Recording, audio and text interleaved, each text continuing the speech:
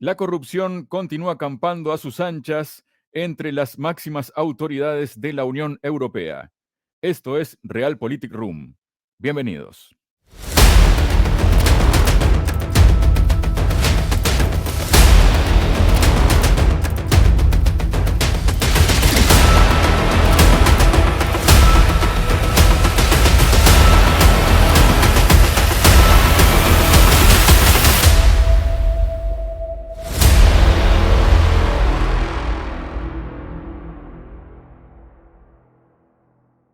Hola, bienvenidos a otro episodio de Realpolitik Room y tal como anticipábamos en la presentación del programa, vamos nuevamente a tocar el tema de la corrupción entre las máximas jerarquías de la Unión Europea. Nos estamos refiriendo a la Comisión Europea, pero también al Parlamento Europeo, y para ello, para conversar sobre ello, estoy junto al analista internacional Eduardo Luque. Eduardo, bienvenido a Realpolitik Room.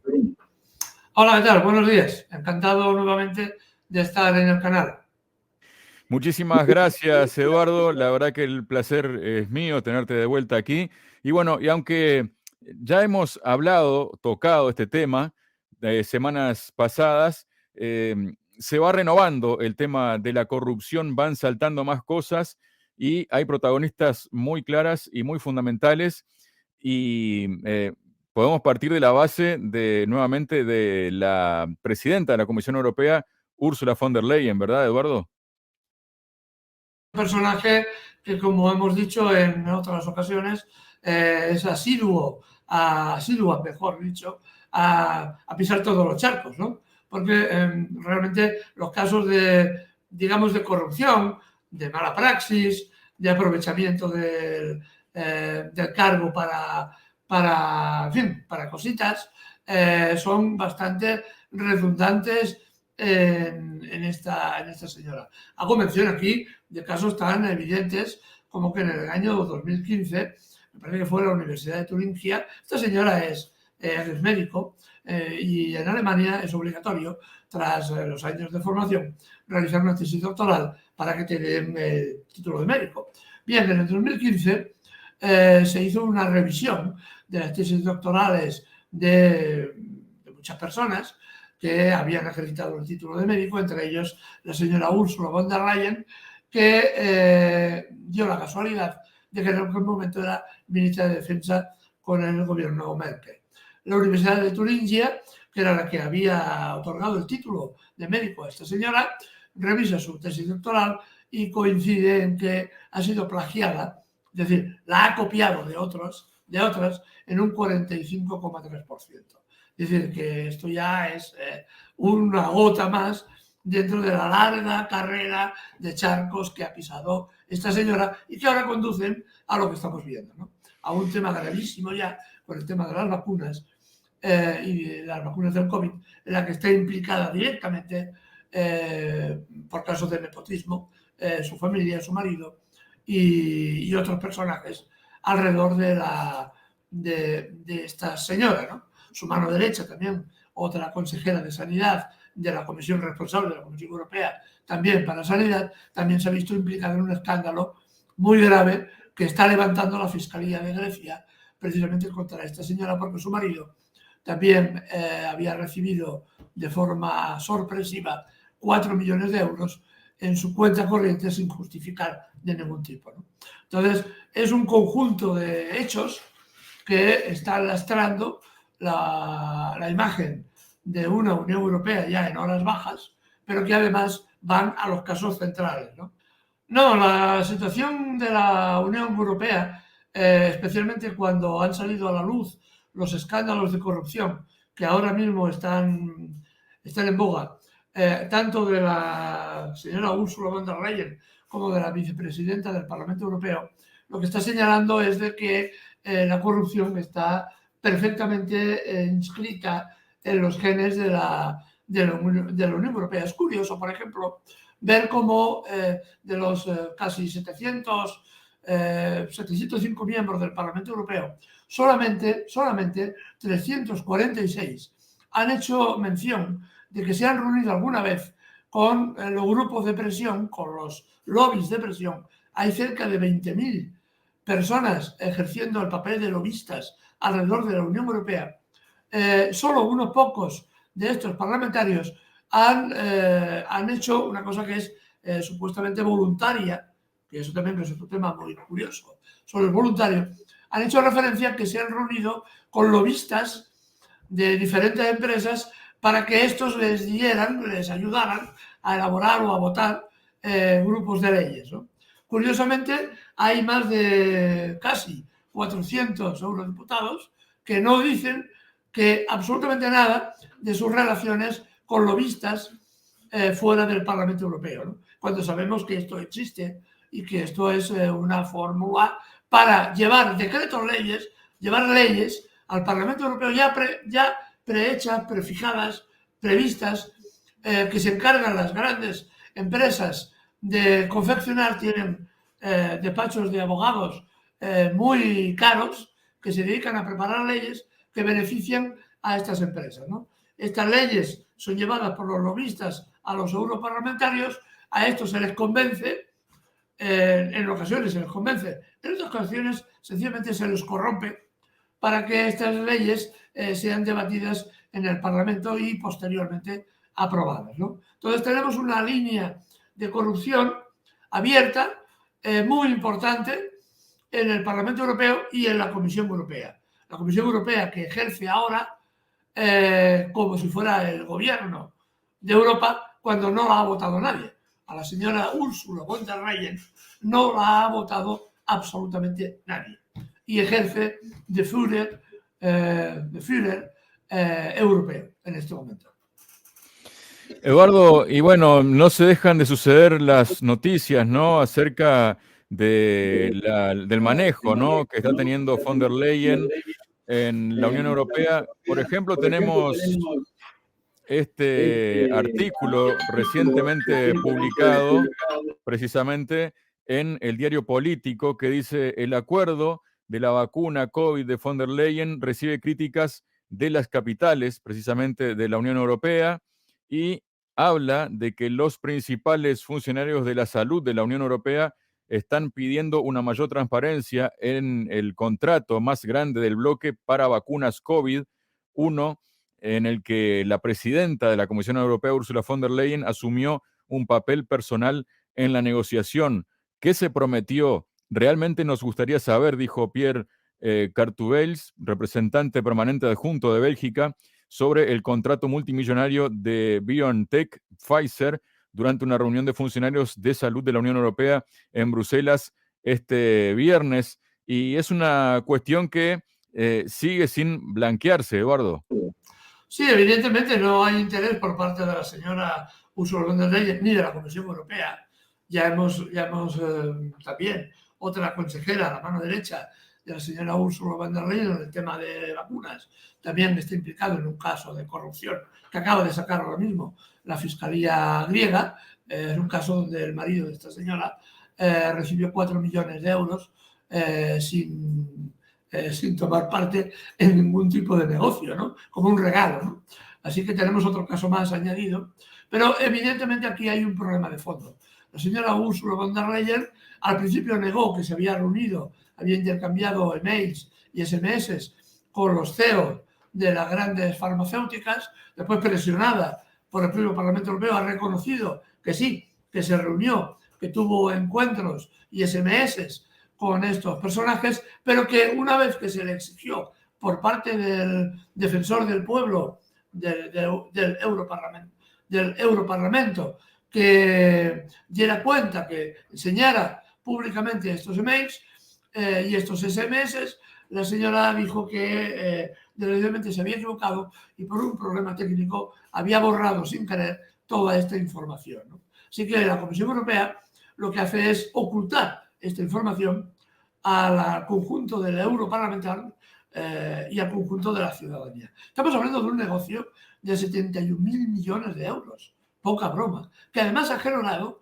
una comisión para los lobistas en torno al 2,5-3%. Estamos hablando de más de 700 millones de euros en comisiones, solo en comisiones, para que las compras de vacunas se aceleraran como así se hizo, ¿no? Y ahora resulta de que estamos tirando en la Unión Europea miles o docenas de miles de vacunas a la basura porque están demostrando su escasísima eficacia y además porque ya están pasadas en el tiempo, ¿no? Entonces, es una escena absolutamente dantesca lo que estamos viendo en este caso de corrupción más que evidente. Eduardo, lo que llama la atención por ahí, si se quiere, es cómo puede ser posible, ¿no?, que una Unión Europea que siempre se llena la boca, por decirlo de algún modo, de los valores europeos, de la honestidad, y bueno, todo tipo de adjetivos por el estilo, ¿no? Y que supuestamente hay leyes que enmarcan todas las cuestiones, que se esté pidiendo explicaciones, nada más y nada menos que a la presidenta de la Comisión Europea, y que más allá de las peticiones puntuales que hacen algunos eurodiputados, realmente la justicia europea no está actuando y tampoco se ve un pedido de explicaciones de ningún jefe de Estado de toda la Unión Europea. ¿Esto a qué se debe, Eduardo? Mire, fundamentalmente se debe a la propia estructura que se planteó de la Comisión Europea como un organismo fuera del marco democrático. Y esto hay que decirlo meridianamente claro. A la señora Ursula von der Leyen no la ha votado nadie. Fue un acuerdo entre gobiernos, entre personajes importantes. Evidentemente tenía que salir esta persona, no por su calidad intelectual ni por sus buen hacer. Recordemos que esta señora fue ministra de Defensa. Cuando estuvo ministra de Defensa del gobierno alemán, estuvo varios años y la auditoría de cuentas de ese país hizo un arqueo, una auditoría sobre lo que había hecho esta señora en su tiempo de ministra de Defensa, ¿no? Y llegó a una conclusión que raramente, porque la política suelen ser muy circunspectos a la hora de poner un adjetivo, dijeron de esta señora que era una inepta para el cargo, tal como lo estoy diciendo. La auditoría de cuentas del gobierno alemán dictaminó que esta señora era inepta para el cargo. Aún así, esta señora inepta para el cargo, mire, tan inepta que, por ejemplo, salía un informe también de la auditoría de cuentas que relataba que ningún submarino de guerra alemán podía hacerse a la mar porque no funcionaban o porque faltaban piezas, tuvieron reparación o no tenían armamento. La mitad de las fragatas no podían navegar, también por el mismo hecho. El 60% de los carros de combate no podían funcionar porque faltaban piezas de repuesto o faltaba munición. Y así un cúmulo de cosas que habían sucedido mientras esta señora era ministra de Defensa. Lo que sí se sabía y se denunció fue que gastó más de 200 millones de euros del erario público en programas de defensa cuyos directivos eran amigos o familiares de esta señora. Esto también está relatado en esta auditoría. Así que este personaje tan limitado, tan peculiar, fue ascendido, en lugar de ser relegado, fue ascendido al Parnaso de la política europea y fue nombrada como presidenta. ¿Cuál es el interés? ¿Cuál es el valor de esta señora? Es muy simple. A esta señora la puso ahí, en ese cargo, presionó enormemente Estados Unidos. Estados Unidos es el que dirige la política europea. Y tenía un valor intrínseco. Era profundamente antirrusa. Y por lo tanto era un elemento muy importante de gran valor para Estados Unidos. Por eso presionó a Alemania para que la nombrara como presidenta de la Comisión Europea y ahora ella cree que ejerce como presidenta de toda Europa.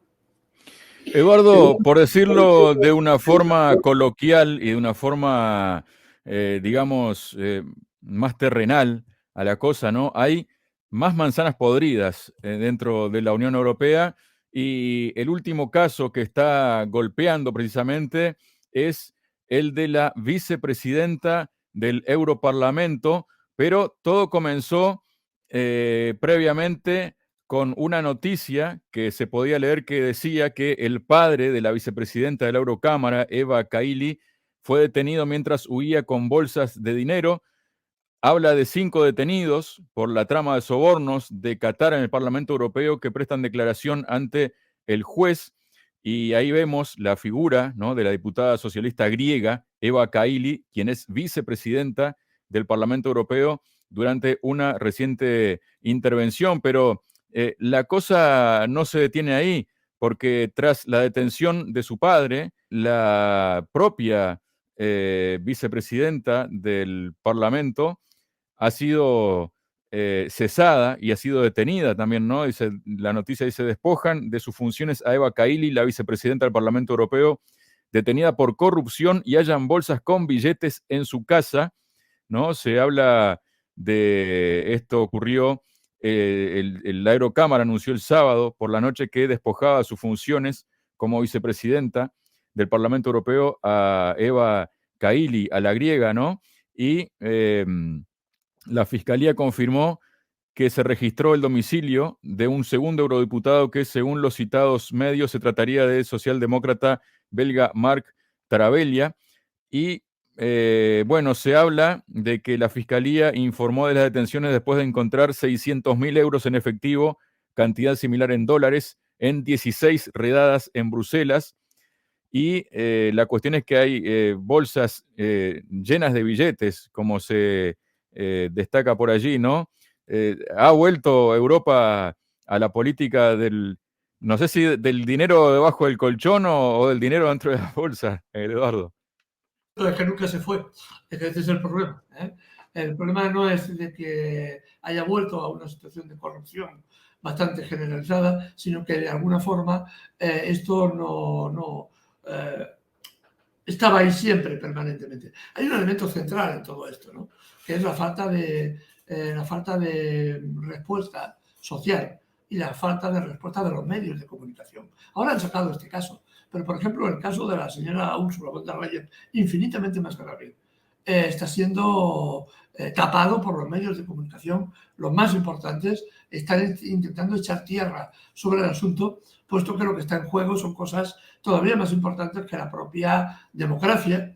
Para esta gente no les importa excesivamente el tema de la democracia ni el tema de la rendición de cuentas. Hay temas más importantes como es la guerra en Ucrania que interesa ahora echar tierra sobre los pecadillos de la señora Ursula von der Leyen o de los pecadillos de estos europarlamentarios implicados hasta arriba en casos de corrupción, ¿no?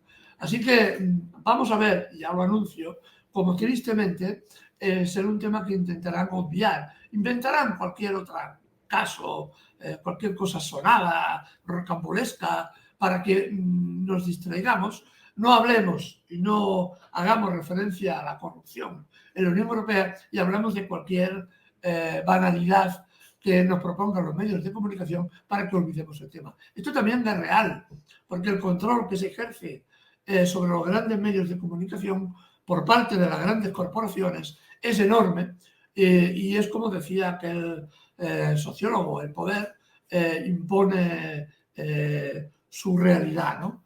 Y esta es también lo que estamos viendo, ¿no? El poder impone una realidad que es la que crea, la que genera y la que intenta hacernos tragar a todos. Eduardo, bueno, se especifica, ¿no?, en esta noticia de que, según las informaciones de la prensa confirmadas por la agencia AFP, al menos 3 detenidos son italianos o de origen italiano. Se trata del ex eurodiputado socialista Pier Antonio Panzeri. También se trata del secretario, según dice la noticia por allí, de general de la Confederación Sindical Internacional Luca Vicentini y de Francesco Giorgi, asistente parlamentario del grupo SID y pareja de Kaili. No se puede esperar menos. También hubo 2 arrestos en Italia, según confirmaron fuentes gubernamentales a AFP. Pero la cosa no se queda por allí, Eduardo, porque ha hablado el jardinero, ¿no?, acerca de toda esta situación. Ya sabemos quién es el jardinero. Se trata del jefe de la diplomacia europea, Josep Borrell. Él dijo que se ve muy preocupado ante el supuesto soborno de Qatar a la vicepresidenta de la Eurocámara, pero también dijo, nosotros no tenemos nada que ver, ¿no? Es como ahí lavándose las manos, ¿no?